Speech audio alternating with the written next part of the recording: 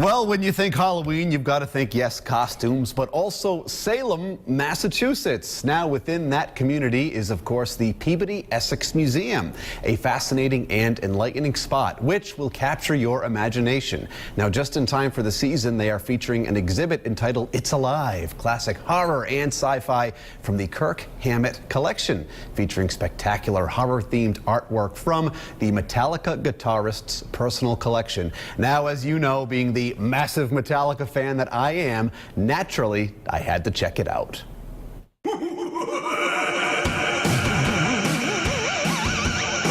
Kirk Hammett is an avid horror memorabilia collector, possessing one of the most impressive collections in the world.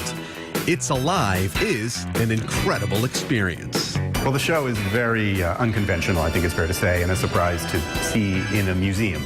And this museum, and I personally have always been interested in finding the unexpected, something with a surprising emotional impact, and also things you don't really expect to see in a museum. So the horror poster collection fits that model perfectly. Dan and Kirk had similar goals for the show. He spent his life collecting this material. He believes that it's under-recognized as real art, and I happen to agree with him entirely, that all of these artists deserve better recognition, even though we don't have their names.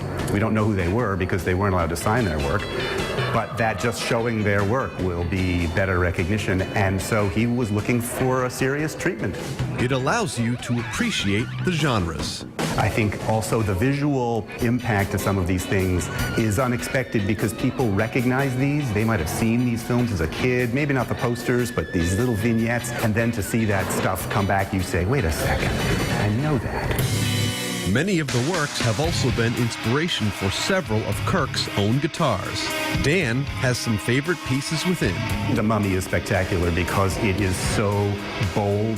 That free-form sort of expression of lithography, the intense color. It was a very expensive poster to produce, I'm sure. Very high-quality printing, and just so incredibly engaging. Even if you're not a horror movie fan, this exhibit has something for everyone.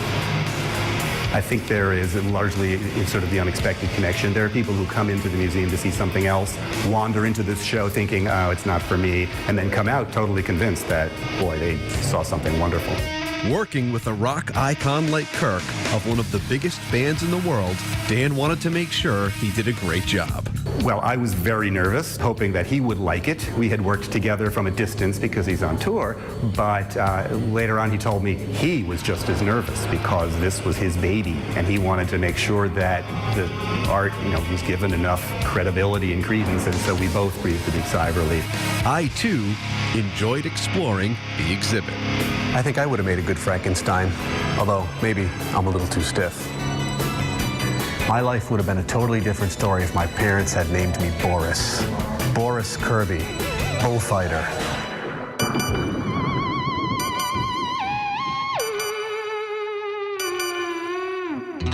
The inspiration for this piece is what I look like every day before I put makeup on for the RHODE Show.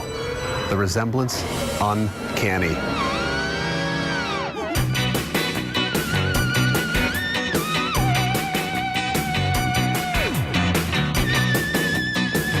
For me, things just got extra scary here at the exhibit. An elementary school field trip just walked in. I gotta get out of here.